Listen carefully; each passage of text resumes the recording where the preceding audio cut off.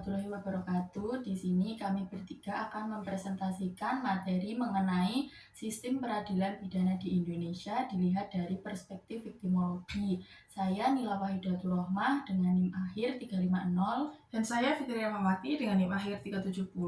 Saya Farah Aisyah Aziza dengan NIM akhir 397.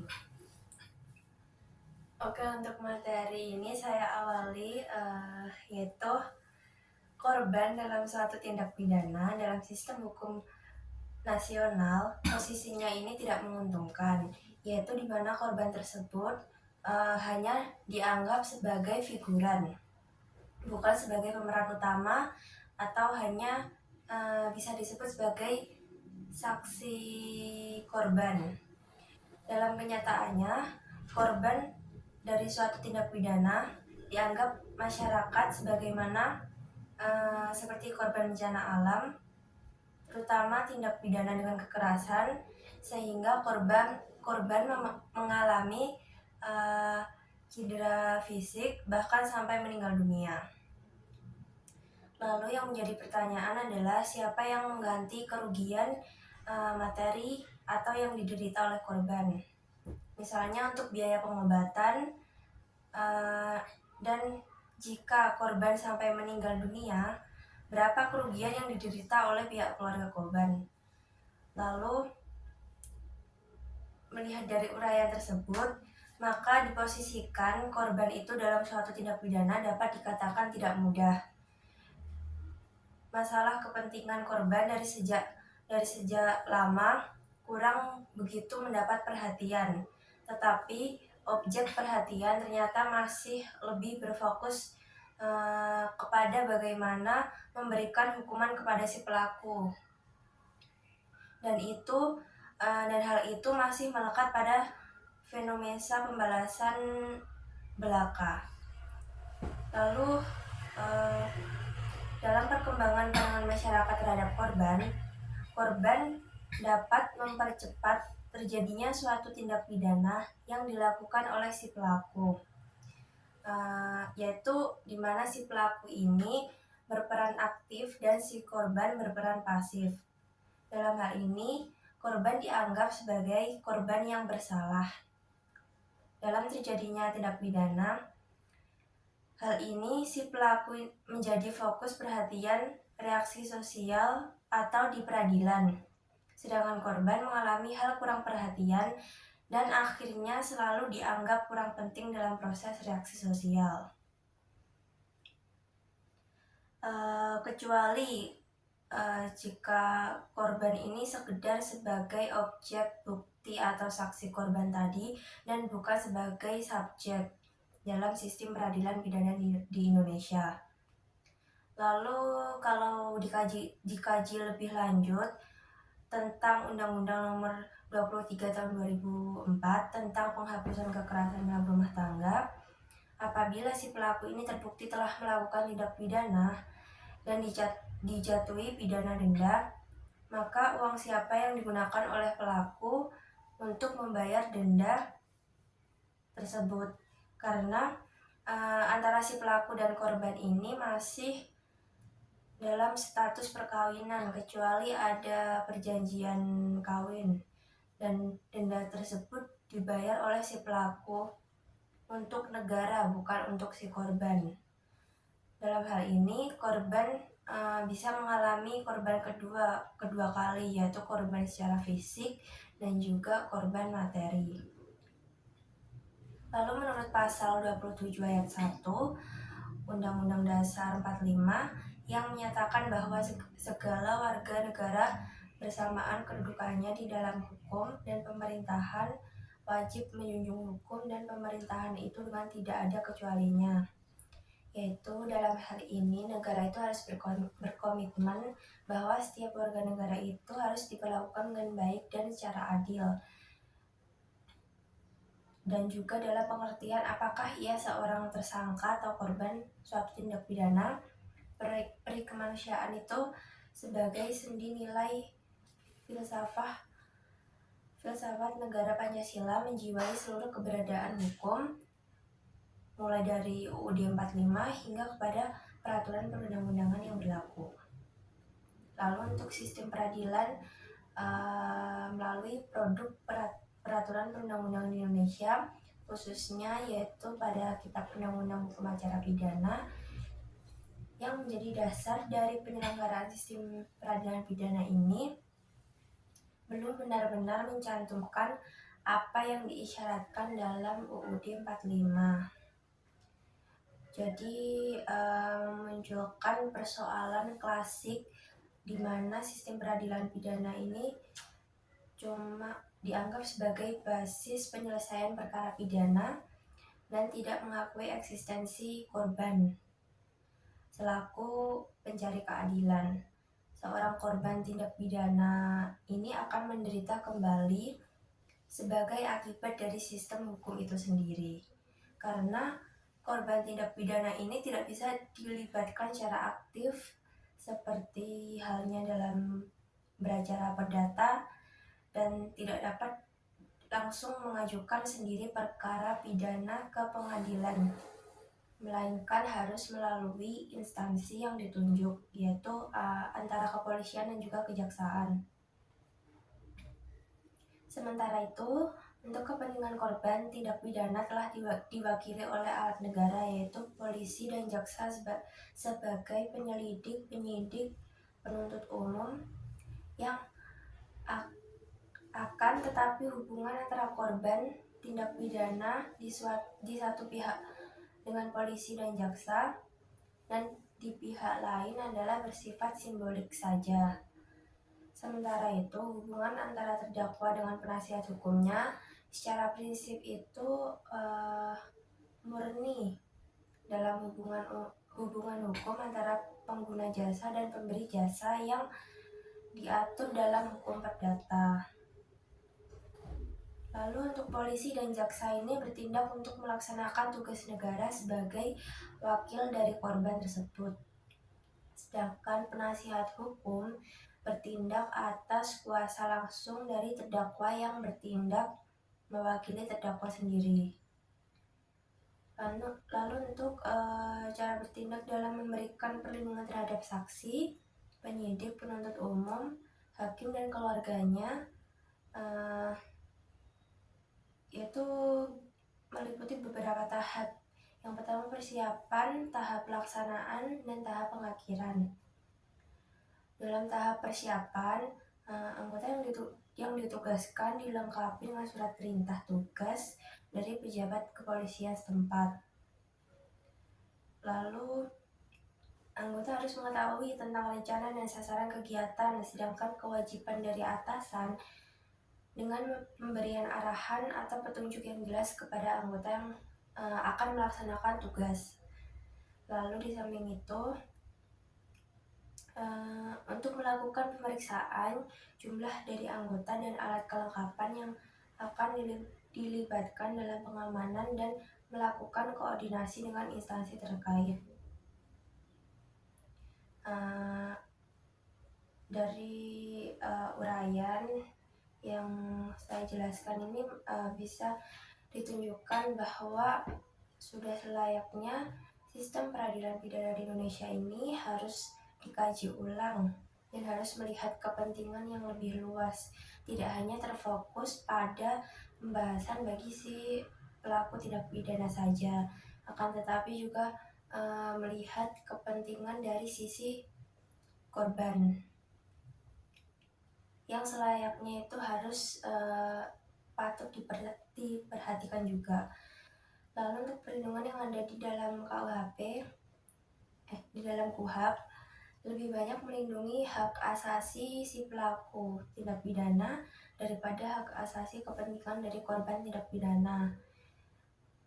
Untuk hal tersebut dapat dikemukakan dengan ketentuan-ketentuan yang melindungi, memperhatikan kepentingan dari korban hanya mengenai pra-peradilan dan gabungan gugatan ganti kerugian.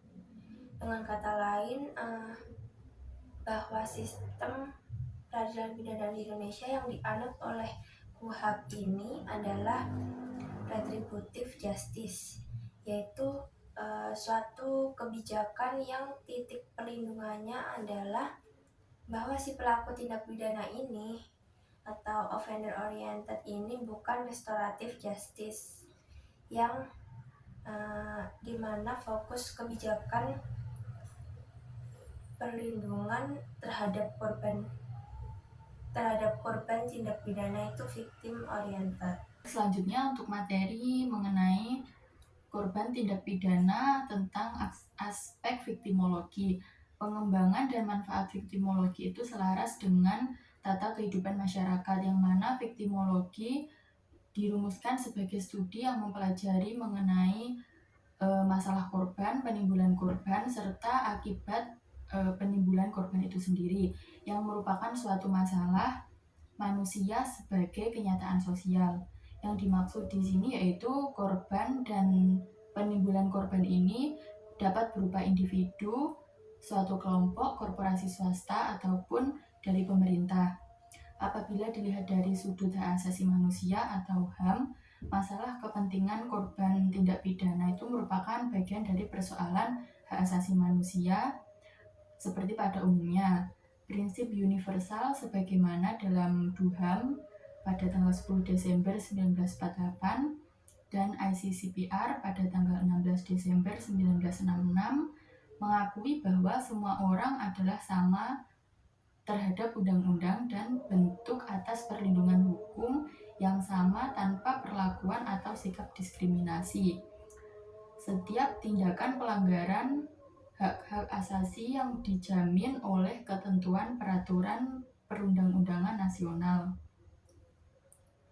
Dalam pasal 25 memberikan prinsip bahwa negara hendaknya mengambil langkah-langkah tepat dalam bentuk sarana-sarana untuk memberikan bantuan serta perlindungan pada korban dari pelanggaran yang tercakup dalam konvensi,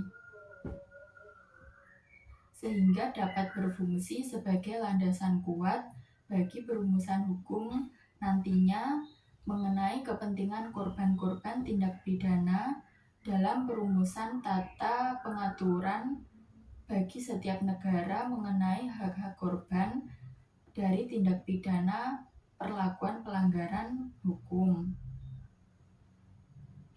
Perkembangan di dalam hukum nasional awalnya tidak begitu responsif terhadap kepentingan korban, tetapi dengan berbagai kongres internasional yaitu yang membahas masalah viktimologi, tampaknya perhatian terhadap korban tindak pidana mulai terangkat. Sementara itu ada pandangan bahwa gambaran tentang dasar alasan negara memberikan kompensasi pada prinsipnya bertolak pada yang pertama yaitu kewajiban negara melindungi warga negaranya, yang kedua kemungkinan ketidakmampuan pelaku tindak pidana untuk memberi ganti rugi yang cukup kepada korban, lalu yang ketiga yaitu sosiologi hukum berpandangan bahwa tindak pidana yang timbul adalah andil dari kesalahan masyarakat atau tindak pidana sebagai anak kandung masyarakat, sehingga perhatiannya masih merujuk pada si pelaku tindak pidana dan hak-hak korban belum dapat terpenuhi sepenuhnya meskipun negara telah memberikan kompensasi kepada korban. Sementara itu hak-hak dari si pelaku ini masih dominan, yaitu pelaku yang dalam ketidakmampuannya untuk mengganti kerugian materi atas korban tindak pidana yang dilakukan oleh pelaku itu sendiri. Sehingga menurut beberapa pendapat atau pakar hukum di Indonesia, penetapan orang yang dirugikan itu didasarkan atas asas-asas hukum perdata dan kerugian yang ditimbulkan oleh perbuatan seseorang yang oleh hukum pidana disebut sebagai si pembuat atau dader dari suatu tindak pidana. Jadi masalah ganti rugi dalam tindak pidana apabila harus dilihat dan dalam hubungannya dengan tiga serangka, yaitu delik atau tindak pidana itu sendiri, pembuat atau pelaku, serta korban. Selain itu, harus diperhatikan juga bahwa kerugian itu bersifat material serta imaterial. Penggantian kerugian bersifat material tidak menimbulkan masalah. Tidak demikian dengan kerugian yang bersifat imaterial, yang berupa kesusahan, kecemasan, rasa malu, dan sebagainya. Kerugian ini harus diganti dengan wujud uang. Dalam hukum perdata, hal ini sudah biasa dikenal dengan uang ganti rugi atau uang tukar. Dimensi ganti rugi atas penderitaan korban apabila dikaitkan dengan sistem restitusi yang dalam pengertian viktimologi adalah berhubungan dengan perbaikan atau atas kerugian fisik, moral, harta benda, dan hak-hak korban yang diakibatkan oleh tindak pidana itu sendiri. Karakter utama dari restitusi ini merupakan tanggung jawab dari pelaku atas tuntutan tindakan restitutif yang bersifat pidana dalam kasus pidana, yang dalam pengertian viktimologi adalah berhubungan dengan perbaikan atas kerugian fisik atau moral. Namun hal ini berbeda dengan kompensasi, bahwa kompensasi itu diminta atas dasar permohonan dan jika dikabulkan harus dibayar oleh masyarakat atau negara, sedangkan restitusi dituntut oleh korban agar diputus pengadilan dan jika diterima tuntutannya harus dibayar oleh pelaku dari tindak pidana itu sendiri. Karena hakikat perbedaan tersebut masih belum direalisasikan dalam kenyataan, maka seringkali tidak ada bedanya antara kedua pembayaran tersebut, antara restitusi ataupun kompensasi. Karena yang terpenting adalah perhatian terhadap korban terlebih dahulu, kemudian menyusul bentuk pembayaran atas kerugian yang dialami oleh korban. Dalam Undang-Undang Nomor 13 Tahun 2006 tentang Perlindungan Saksi dan Korban, kepentingan korban dikuasakan pada suatu lembaga yang dibentuk oleh undang-undang, yaitu Lembaga Perlindungan Saksi dan Korban atau LPSK. Kepentingan korban melalui LPSK tersebut tertuang dalam Pasal 7 Undang-Undang Nomor 13 Tahun 2006 tentang Perlindungan Saksi dan Korban. Yang pertama, korban melalui LPSK berhak mengajukan ke pengadilan berupa hak atas kompensasi dalam kasus pelanggaran HAM yang berat, serta hak atas restitusi atau ganti rugi yang menjadi tanggung jawab pelaku tindak pidana. Lalu yang B, keputusan mengenai kompensasi dan restitusi diberikan oleh pengadilan, dan yang C, ketentuan lebih lanjut mengenai pemberian kompensasi dan restitusi diatur dengan peraturan pemerintah. Nah, meskipun hak-hak dan kepentingan korban telah dikuasakan kepada LPSK, namun pada kenyataannya dalam sistem peradilan pidana, korban tetap sebagai figuran atau hanya saksi dalam persidangan, karena hak-hak dan kepentingan korban ini dalam peradilan masih diwakilkan oleh polisi atau jaksa. Apabila dilihat dari aspek viktimologi dalam hukum nasional, dapat dilihat terutama dalam KUHP. Selain itu, dengan terbentuknya Pengadilan tentang Hak Asasi Manusia yang telah melaksanakan secara efektif pada tahun 2002, didasarkan atas Undang-Undang Nomor 26 Tahun 2000. Selanjutnya, implementasi tentang HAM tersebut dituangkan dalam Peraturan Pemerintah Nomor 3 Tahun 2000 tentang kompensasi, restitusi, dan rehabilitasi terhadap korban pelanggaran HAM yang berat, sebagaimana dimuat dalam Pasal 1 butir 3 yang berbunyi sebagai berikut. Korban adalah perorangan atau kelompok yang mengalami penderitaan baik fisik, material, maupun emosional, kerugian ekonomi, atau mengalami pengabaian, pengurangan, atau perampasan hak-hak dasarnya sebagai akibat pelanggaran hak asasi manusia yang berat, termasuk korban, yaitu ahli warisnya. Dalam hal ini, yang menjadi persoalan apakah masalah kepentingan korban tindak pidana biasa termasuk dalam persoalan HAM, karena dalam ketentuan pasal 1 butir 3 tersebut hanya untuk korban pelanggaran HAM berat saja, sedangkan korban-korban tindak pidana biasa tidak disebutkan dalam ketentuan pasal tersebut. Sehingga hal tersebut perlu untuk dikaji lebih lanjut mengenai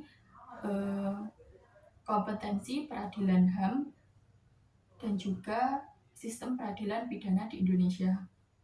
Baik, atas apa yang telah disampaikan oleh kedua rekan saya akan membahas terkait bagaimana KUHP mengimplementasikan kepentingan hukum korban tindak pidana.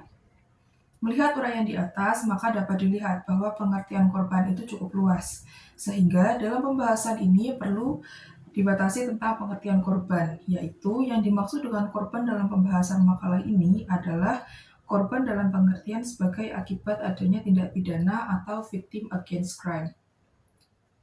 Posisi korban dalam praktek dapat dilihat dalam sudut pandang yang pertama, yakni korban dilihat dari pembentukan hukum, kemudian yang kedua korban dilihat dari perilaku kriminal atau antisosial, dan yang ketiga adalah korban dilihat dari lingkungan HAM dan kesejahteraan sosial. Lingkup bahasan dalam kelompok di atas adalah mengenai korban dalam kelompok 2,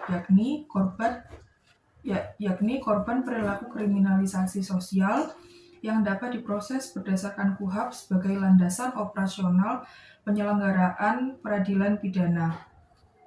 Ketentuan-ketentuan dalam hubungannya dengan aspek victimologi di dalam KUHP secara relatif boleh dikatakan banyak. Apabila dicatat,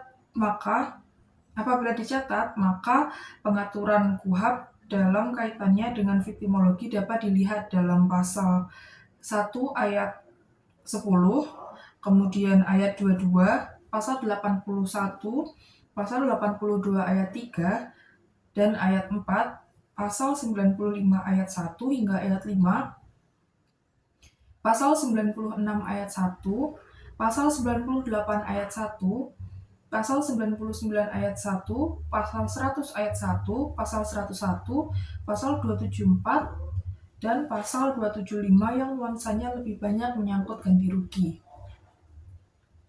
Apabila kita cermati mengenai hak-hak korban yang tertuang di dalam KUHP, maka didapat pengaturan hak-hak bagi korban sangat minim sekali dibandingkan dengan pengaturan tentang hak-hak pelaku.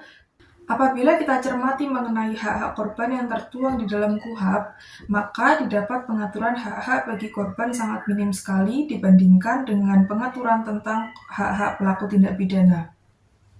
Perlindungan hukum lebih banyak diatur untuk pelaku tindak pidana, sebagaimana tampak dalam berbagai pasal tersebut di atas dibandingkan dengan kepentingan korban yang mengalami penderitaan dari perbuatan pelaku tindak pidana. Jika kita mencatat hak-hak korban yang ada dalam KUHP, maka terdapat hanya 4 aspek, yakni aspek yang pertama adalah hak untuk melakukan kontrol terhadap tindakan penyidik dan penuntut umum, yakni hak mengajukan keberatan atas tindakan penghentian penyidikan dan atau penuntutan dalam kapasitasnya sebagai pihak ketiga yang berkepentingan. Ini diatur dalam pasal 109 dan pasal 140 ayat 2 KUHP.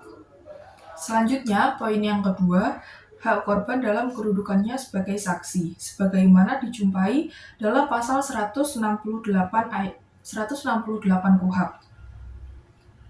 Dan yang ketiga, hak bagi keluarga korban dalam hal korban meninggal dunia untuk mengizinkan atau tidak atas tindakan polisi melakukan bedah mayat atau penggalian kubur untuk autopsi.